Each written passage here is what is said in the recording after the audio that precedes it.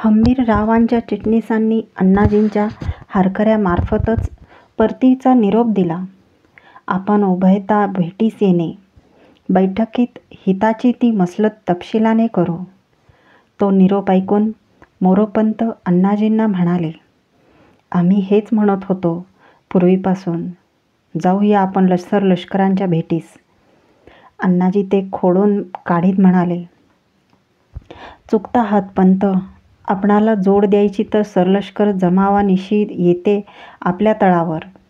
तळबिडात जाण्याचा धोका या क्षणी पत्करणं शहाणपणाचं ठरणार नाही. आम्हाला विश्वास होता ते महाराणीचं नातं मानतील याचा, राजाज्ञेला मान देतील याचा. आता त्यांच्यावर विसंबून चालणार नाही. आपली पावलं आपणच उचलली पाहिजेत.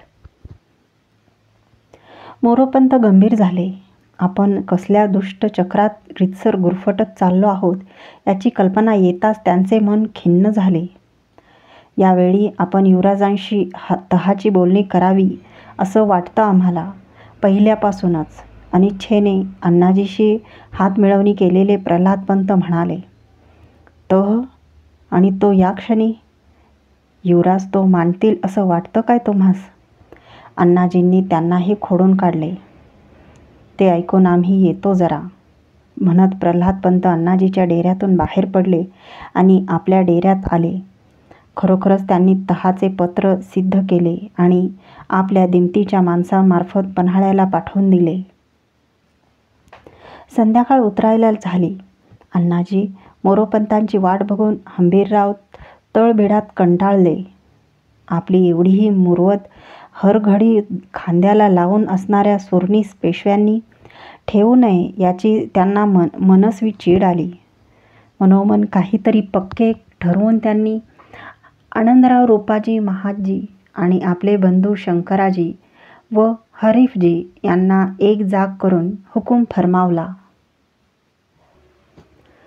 चटक्या जनावरांवर मांड घ्या आन कराडच्या फौजेत घुसा.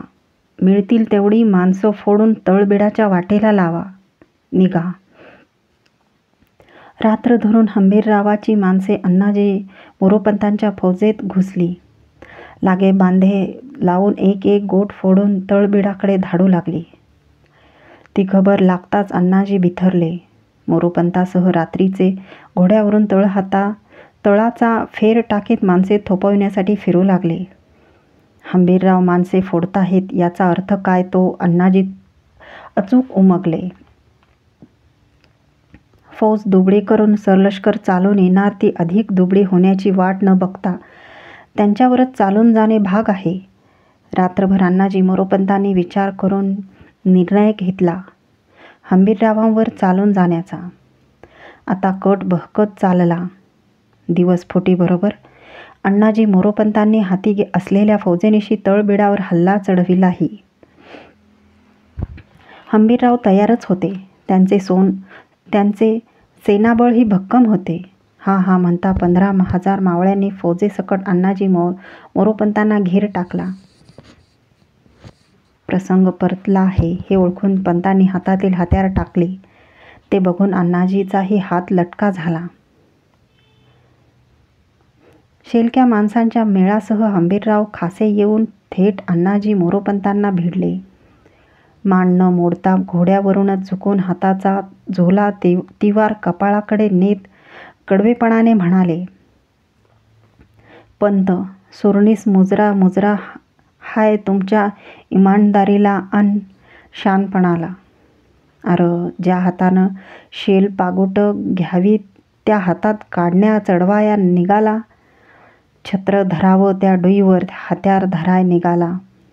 धन्यासनी जाऊन महिना बी झाला नाही तर त्यांच्या पोटच्या गोळ्याला घेरायला निघाला. ते असतं तर झाली असती काय ही छाती तुमची. हंबीररावांच्या डोळ्यातून ठिणग्या उधळल्या. त्या खाली मान घातलेल्या पंत सुरनीसांच्या पगड्यांवर उतरल्या. आनंदराव रूपाजी काढण्या बसल्या म्हणजे माणसाला कसं मेल्यागत शर्मिंद वाटतं हे कळू द्या ह्योसनी.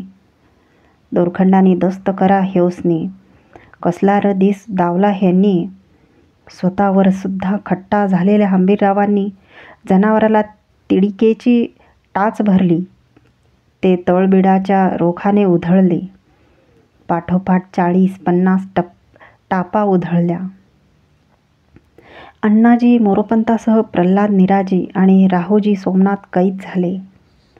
ज्या हाताने मुजरा केला होता त्याच हाताने मोरोपंतांना काढण्या चढविताना एक धारकरी गलबलून म्हणाला, असं कसं फसली या फंदात. आणि ते ऐकताना मोरोपंतांच्या नेत्रकडात थरथरणारी आसवे टपटप टपकली आणि कराडच्या भुईत मिसळली. युवराज पन्हाळगडावर होते, रामराजे रायगडावर होते आणि मराठी दौलतीच्या छत्रपती पदाचा निवाडा कराडच्या माळावर लागत होता. हंबीररावांच्या हातांनी कैलासवासी स्वामी तर नेहमी म्हणतच आले होते, श्रींची इच्छा तेच खरे दुसरे काय. पन्हाळ्याच्या चौदरवाज्यात हंबीररावाच्या आगवानीसाठी सामोरे आलेले संभाजीराजे उभे होते. त्यांच्या पाठीशी कापशीहून आलेले म्हालोजी घोरपडे, त्यांचे पुत्र संताजी, बहिर्जी, कोकण सुभा, रावजी पंडित, उमाजी पंडित, परशुराम पंत, रायाजी अंतोजी अशा आसामी होत्या.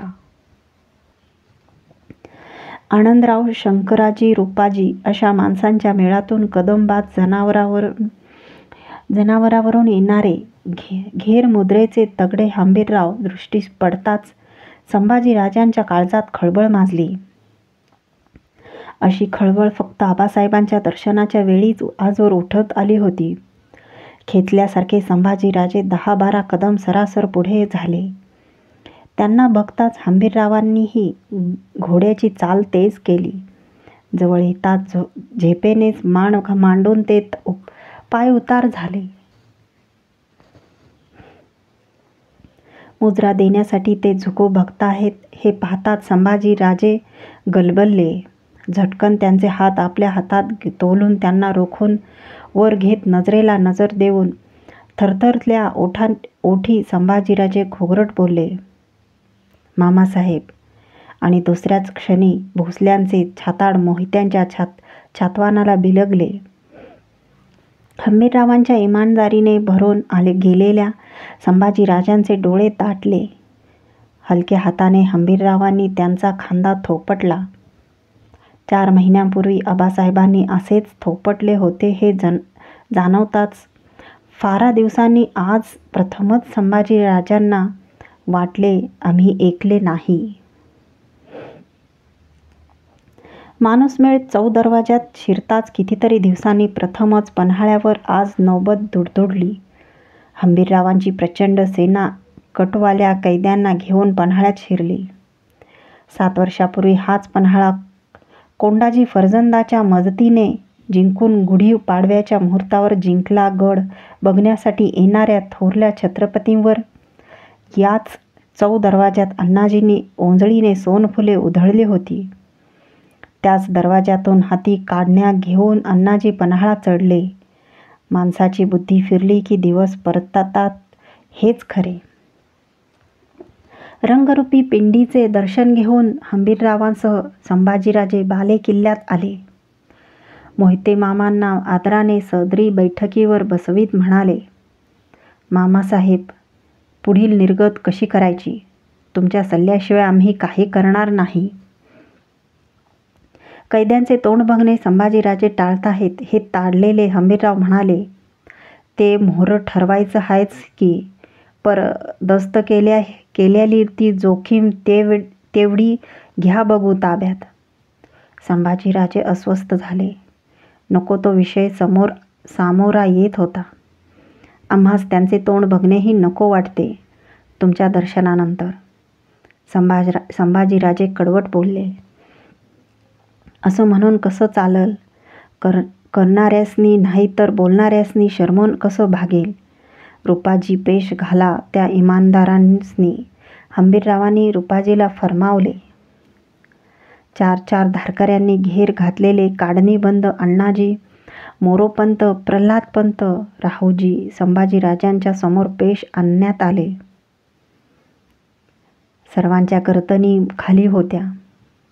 आघाडीला असलेले अण्णाजी दृष्टीस पडताच संभाजीराजे ताडकन उठते झाले.